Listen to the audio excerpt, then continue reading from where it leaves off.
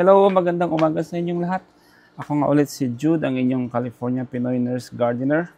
At kung pinapanood nyo ang video na to, ibig sabihin ay nasa Pilipinas na kami. Nakabakasyon yan. Kasi ngayon, bukas is flight na namin bukas. So, tingnan muna natin kung anong sitwasyon ng garden bago tayo umalis bukas. So, quick tour, tapos tignan na mag-fertilize din tayo, tapos maglagay tayo ng trellis ng ating mga Alaska pea kasi nag-i-sprout na sila. So, yun na nga, ito yung huling garden tour ngayong taong 2024. So, next, pagbalik natin ng January, i-check natin kung kumusta yung ating garden pagkatapos ng bakasyon. So, yeah, tara, tignan natin kung anong mga nakatanim saka fertilize. Let's go.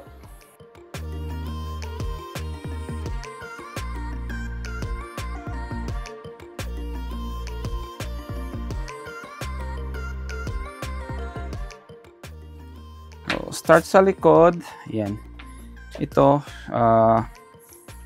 raised bed, mga to, onion, same din. Mabilisan lang tong tour kasi 7 days ago, nag-tour din ata tayo. Yan. Ito mga bell pepper. Laki. Dami dyan. Bell pepper.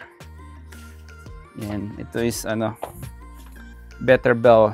4 sweet peppers. Yan. Dami-dami dyan. Puro green pa. Tapos, yan. Red beauty radish. Tapos, Nantes carrots. Yan. Ito, more bell peppers, King of the North, sweet pepper. Yan, may mga hinog na. Sinabihan ko yung kapitbahay namin na magdidilig. Napitasin nila yung mga peppers. Magpitas sila. Yan, may mga hinog-hinog na. Yan. Ito, bok choy saka broccoli. Yan. More broccoli, red acre cabbage, saka more bok choy. Yan. Tapos yan ang ating mga Alaska sweet pea. Nag-sprout na, so gawa tayo ng trellis. Yan, mamaya na yan. Check muna natin yung garden. Tapos ito, rainbow carrots, saka meron siyang onion. Yan, same din dun sa kabila. Na-fertilize ko na to kagabi ng Alaska na mataas sa potassium saka phosphorus. Yan. Garlic. Ito. Soft neck. Tapos yan, more garlic. Medyo nalalantay yung kasi medyo mainit-init. Yung mga romaine lettuce. Yan. Tapos ito, na-harvest na natin to ng isang araw. Tapos yung mga green na hihinog na, check natin mamaya. Tapos yung mga red niluto natin, chili garlic sauce. Yan, onion. Fertilize natin maya-maya to ng Alaska 511, mataas sa nitrogen. Yan. More onion. Ito, ewan ko kung i-transplant maya-maya ito. Pero yung bok choy na i-transplant na. Check natin mamaya sa harap. Ito, broccoli, dalawa dyan. So, more onion, tsaka romaine lettuce. Yan. Malalaki na. Yan, may nag-iisang pang dyan, broccoli. Tapos, yan. Onion pa rin to. Mga white Utah jumbo onion. Yan. Malalaki, matatamis. Ginger. Yan. Oh, may volunteer potato doon. Tanggalin natin. Volunteer potato. Yan. Same. Lemongrass. Tapos, tomato, better boy yan. Malaki na to. Yan. May mga walong tomato dito sa ano. Walong tomato fruits. Yan. Tapos ito, sweet pea, dwarf gray, wala pa. Wala pang lumalabas na flower. Taas na sila, oh.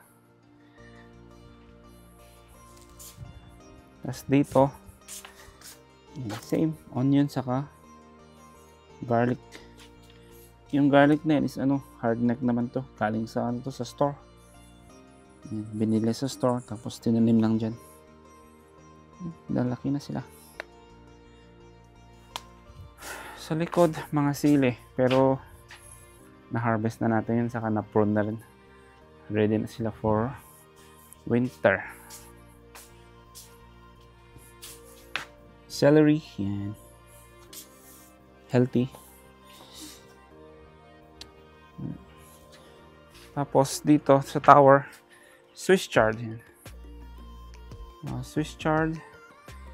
Tapos mga bok choy. Yan. Itong bok choy, kunin natin lahat. Maya luto tayo ng sinigang. Yan. Ito, lumalabas, no? Broccoli. Kita nyo yun? Yan. Labas na siya. Meron na siyang broccoli head. And saya. Good. Itong iba, wala pa. Ito, wala pa din.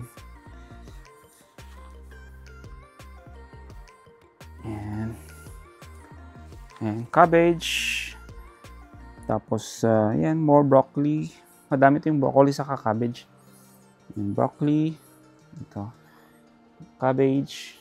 Yan ang head niya. Yan din. Cabbage. Tapos, yan. Onion. Kale. Yan. Harvest tayo na maya. Saka dalawang broccoli pa dito. And, yan. More kale. Dinosaur kale. Yan. Harvest natin maya. Tapos ito, mga cabbage to, red acre. Tapos yan, broccoli, and then more cabbage. Yan, nagde-develop na yung head niya. Yan, may dalawa pa tayong ano dito, dalawang red acre cabbage, tapos isang broccoli dito. Yan.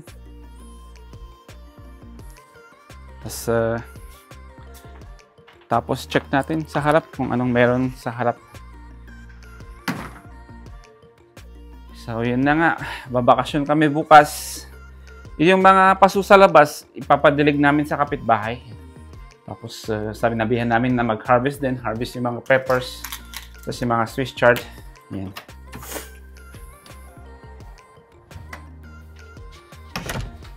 Yan. So, sa harap, same pa rin. Mga broccoli. Wala pa silang heads eh.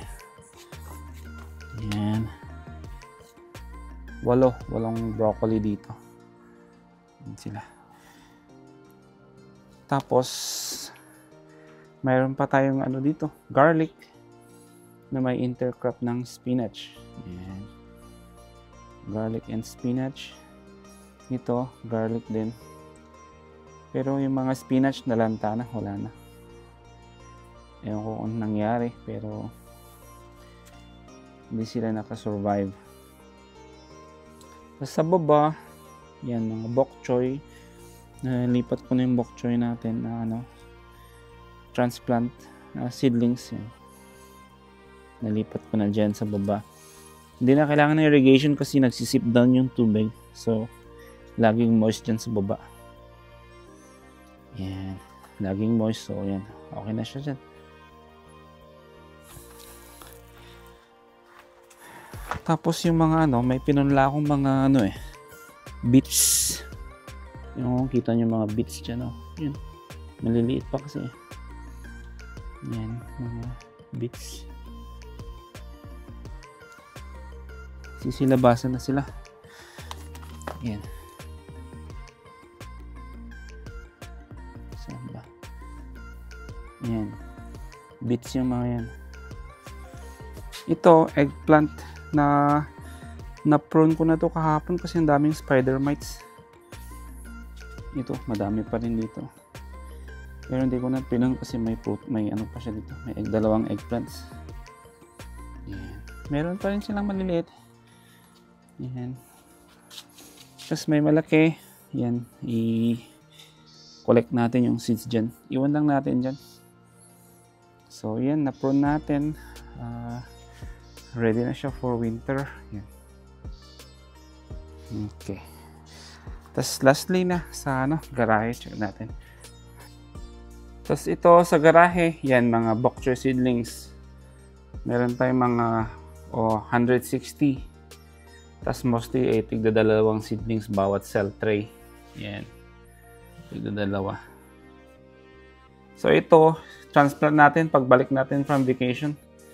Saka yung kapitbahay natin, magdidilig siya. So okay na sila dito. Yan, tara, fertilize na tayo.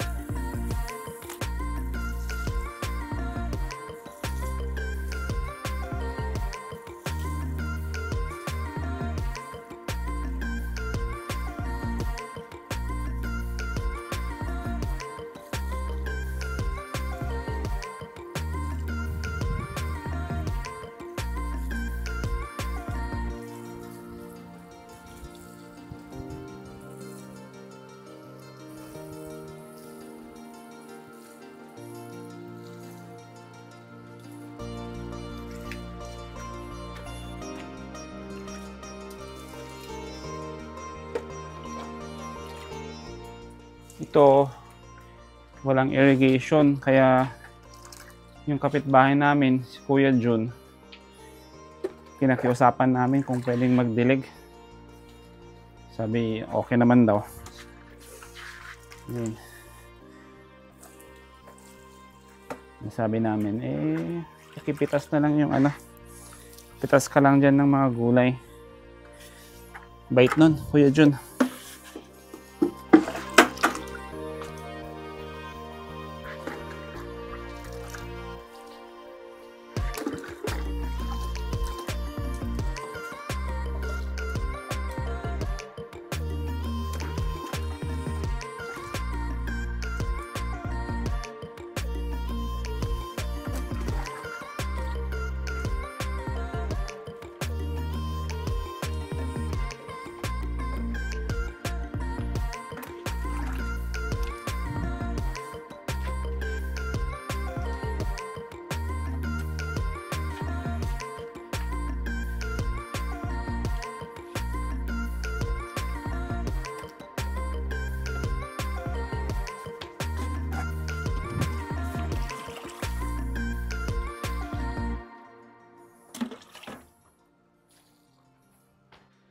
Yun, tapos na tayong mag-fertilize. Next naman, gawa tayong trellis ng ating mga sweet pea. Yan.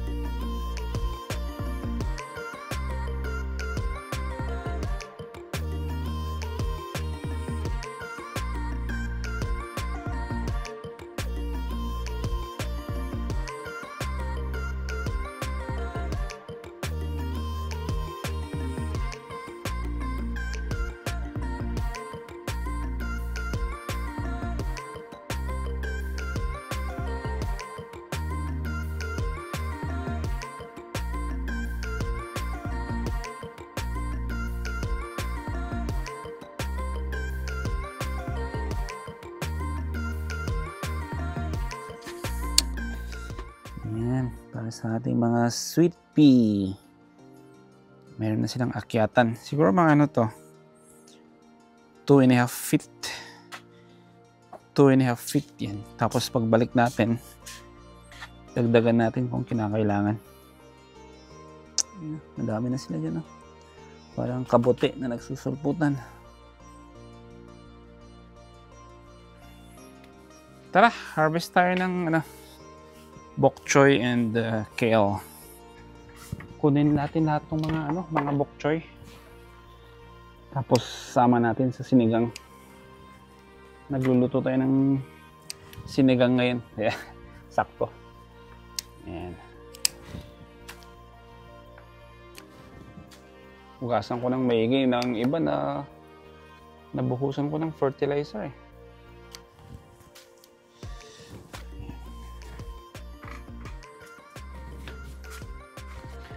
Itong bok choy, first round natin ng sowing ng bok choy.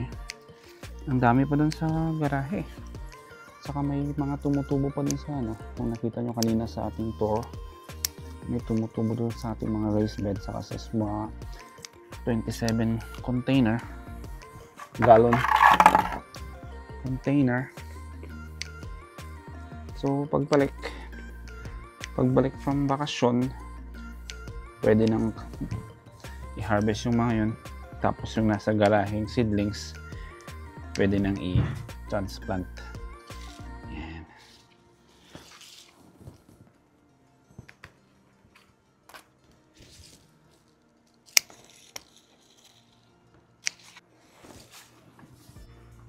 Tapos, kuha tayong kale. Yan.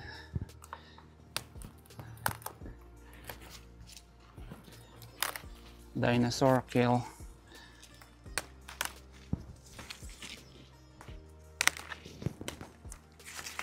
Ito nilalagay namin sa freezer pang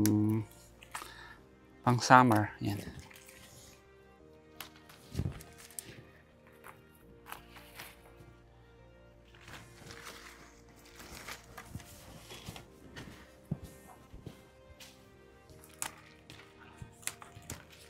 Meron tayong na kale.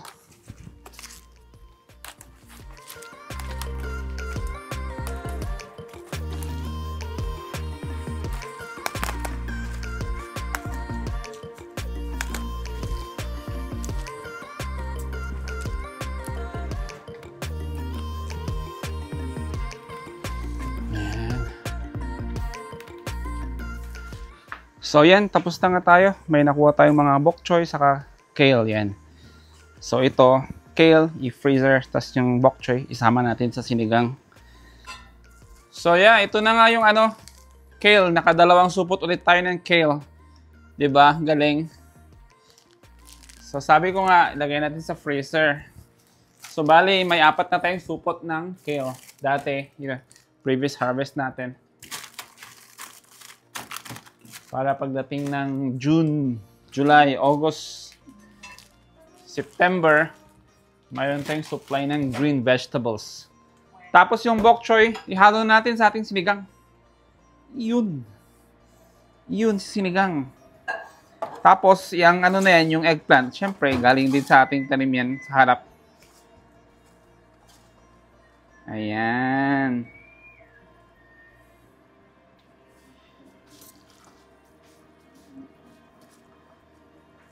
Okay, sige. Babay na talaga, babay na. Next garden tour natin is next garden tour pagbalik namin from vacation. So sige, bye.